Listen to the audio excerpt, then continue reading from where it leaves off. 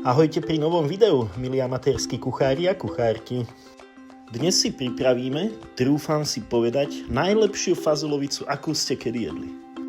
Začneme pekne od začiatku tým, že si fazuľu poriadne umieme. Na prípravu tohto receptu používam fazulu Bango. Je to tá veľká strakatá fazula, ktorá má plnú chuť. Okrem chute sú kvalitným zdrojom bielkovín, sacharidov a vlákniny, takže to bude aj zdravá polievka. Fazulu si poriadne umyjem, namočím, zafóliujem a dám na noc do chladničky.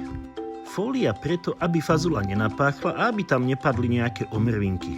Budem ju variť v tej istej vode. Okrem toho, že sa doba varenia skrátila, bude fazula aj ľahšie stráviteľná, nebude nás toľko nadúvať. Fazulu varím teda v tej istej vode, ktorej sa namáčala cez noc, pridám bobkový list, nové korenie a údené mäso. Podľa potreby dolejem vodou a varím cca 2 hodiny, ale nie úplne do mäka. A teraz sa môžeme pustiť do toho zábavného. Očistíme si zeleninu, ale šupy nevyhadzujeme.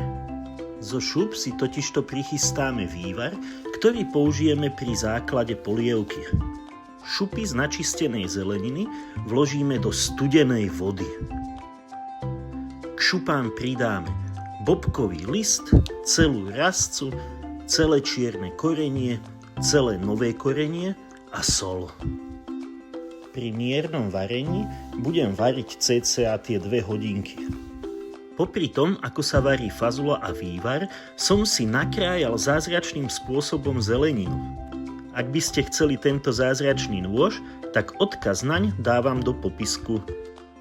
A pozrite, aký brutálny vývar sa dá uvariť iba zo šúp.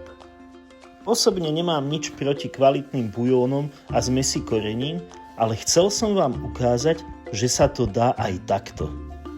Keď už máme vývar a fazulu tak do 3/4 uvarenú, tak ideme si začať robiť základ. Na bravčovej masti si spením a do zlatova opečiem cibulu. Keď už cibula začína mať zlatistú farbu, pridám tam nakrájanú na kolieska klobásku, celú rastcu a pretlačený cesnak. A všetko to spolu opečiem. Teraz, aj keď všetko pekne vonia, tak stále dávame pozor, aby nám nič nezhorelo.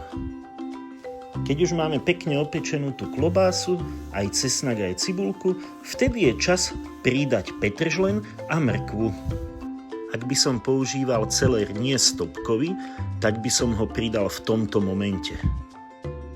Ale keďže tento recept je špeciálny a ja používam stopkový celer, tak ho použijem neskôr. A keď chceme, aby aj zelenina mala špeciálnu chuť, tak ju kratučko opečieme, orestujeme aj tu. A keď sa takto v základe všetko poctivo opečie, tak aj tá polievka bude mať vo výsledku takú poctivú, silnú vôňu, farbu a hlavne chuť. Zemiaky dávam viac menej preto posledné, pretože sa varia najrýchlejšie a mohli by sa nám rozvariť. Keďže chcem, aby boli v polievke pekné masívne, aby som ich cítil, tak ich urobím tak akurát.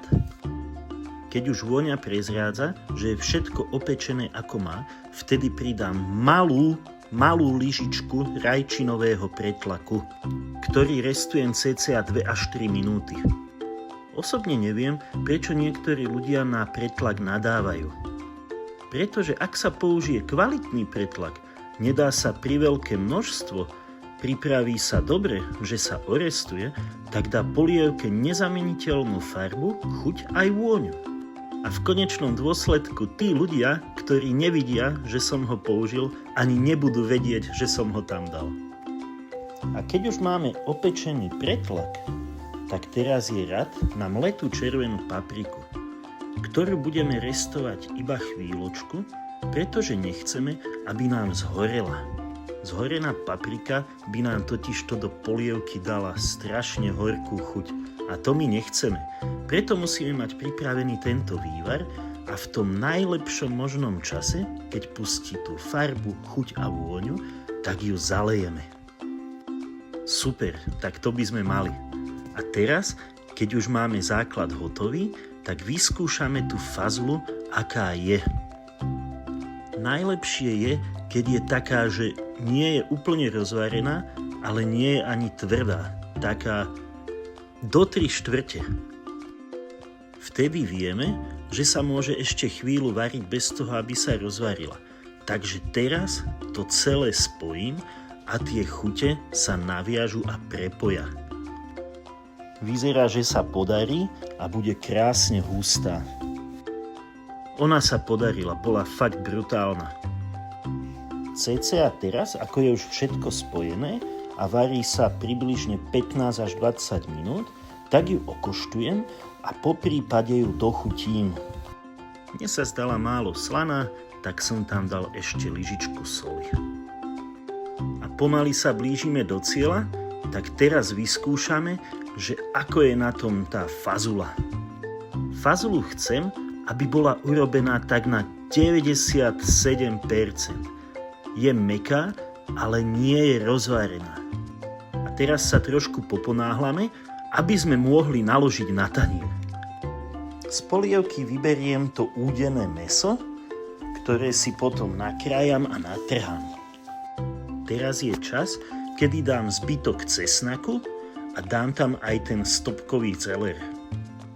Keď som dal ten stopkový celer až teraz, nebude úplne rozvarený, pustí polievke chuť, ale ostane taký príjemne chrunkavý, čo urobí tú polievku zase o kúsok inou.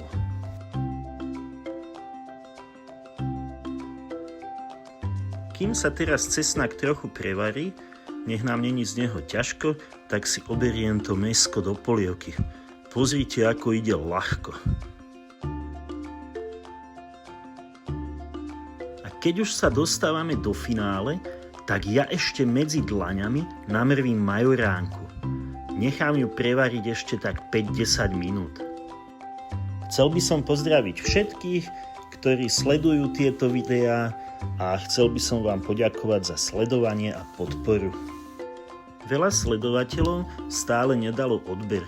Tak ak môžete, tak ho tam hoďte a pomôžete kanálu rásť.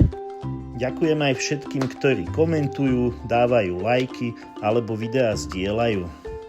Pripomínam, že tento kanál je o tom, že variť dokáže každý a že variť sa má s radosťou a chuťou.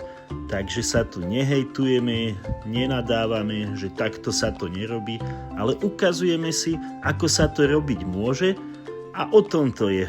Nech všetkým hlavne chutí, nech je dobrá nálada pri varení a nech máme pekný deň s plným bruchom. No dobre, ale poďme ďalej a polievku dokončiť, lebo určite už všetkým vyhladlo. Ja na zahustenie použijem zemiakový škrob a papriku. No a pýtajú sa ma niektorí ľudia v komentároch, že prečo zahustujem niektoré polievky. No, niektorým polievkám to proste pristane byť zahustený. Či už je to preto, že keď ich jete, máte pocit, že sú sýtejšie, alebo preto, že na tom tanieri proste vyzerajú krásne a majú konzistenciu, do ktorej chcete dávať lyžicu stále viac a viac. A takto zahustenú polievku prevarím ešte cca 10 minút. No a medzi tým si prichystám veci na servírovanie. Časť tých údených rebier si natrhám a niektoré časti si nechám tak pekne s tou kosťou. No a môžeme ich servírovať. Takže ak sa vám video páčilo, budem rád za odber, like, poprípade komentár a kľudne napíšte aj, čo by ste chceli vidieť na budúce. Napíšte, že či to zahusťujete alebo nie, či pretlak dávate alebo nie. A hlavne vám prajem dobrú chuť a várte s chuťou, lebo nás to má hlavne baviť. Pekný deň a dovidenia.